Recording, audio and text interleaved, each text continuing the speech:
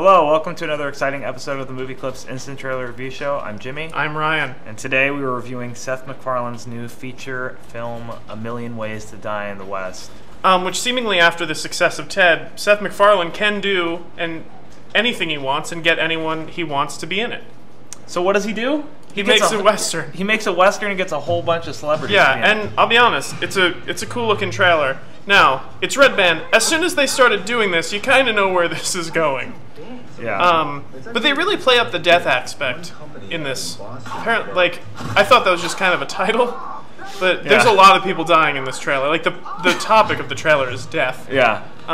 So there's... In case you didn't know, he did Ted and Family Guy. They didn't even mention Family Guy in this. Actually, we should note that this is the first time that Seth MacFarlane is kind of starring in anything as a person.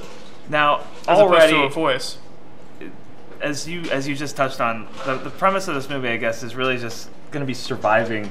Yeah. It seems like Seth MacFarlane watched a lot of Westerns. Was like, people die a lot in these. Yeah. And he was like, let's make a movie about that. It's continuing, that's not Giovanni Ribisi, but we already saw him. Yeah, we see him It's continuing his love affair with Giovanni Ribisi, apparently. Yeah. Who, if you don't remember, was the really creepy guy from Ted. Yeah, who was obsessed with Tiffany. Yeah. So, yeah. So there's Liam Neeson, which is insane. The doctor. I love that. Yeah, it's a great gag. He had a splinter doctor. So Liam Neeson, we already saw that. Charlize Theron, like the caliber of cast in this movie is unreal. Right. So there's I mean, it looks like Family Guy and Ted. It's very visually gag oriented. But I thought, Family Guy felt like it was kind of petering out in terms of comedy and things. Ted was really, really, really funny. Like, that kind of humor translated well to a live action, even though there was an animated bear. And so I'm really excited for this movie. I think it's going to be really I'm really excited. Liam Neeson is hysterical. I mean...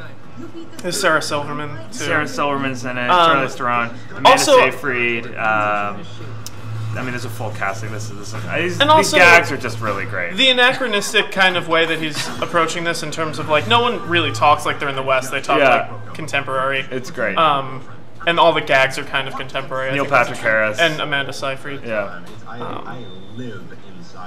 And I'm glad that they did a Red Band trailer, because they I don't think a Green Band trailer could really get across. These gags are so good, though. Like, all the dialogue is amazing.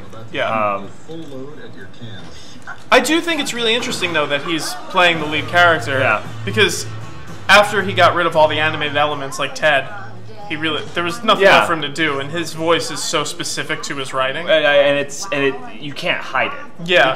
You cannot hide behind his voice. And it's not like he's not the only filmmaker to utilize that. Guillermo del Toro put him in Hellboy 2.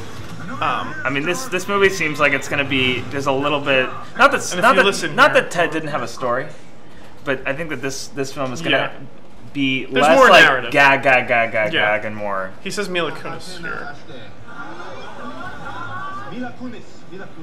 So there's still pop culture references all over the place. He's just going to have to find more creative ways to do it. Exactly. You're probably going to die. So there's going to be a great hallucinogenic sequence. The real surprise, obviously he loves musicals, so there's going to be a musical sequence. The fact that he got Liam Neeson is really the biggest surprise for me. Yeah, Charlize Theron is kind of known to be like a good sport and like really fun. Exactly. Liam Neeson, not that he's not, but...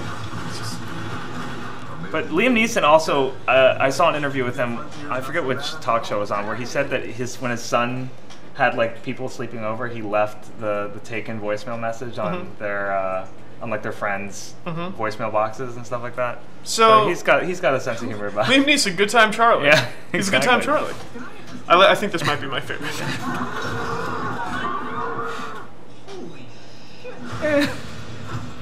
So yeah, I mean, honestly, I really have nothing to say. It looks like a rip-roaring good time. I can't think of anything else. I'm so excited.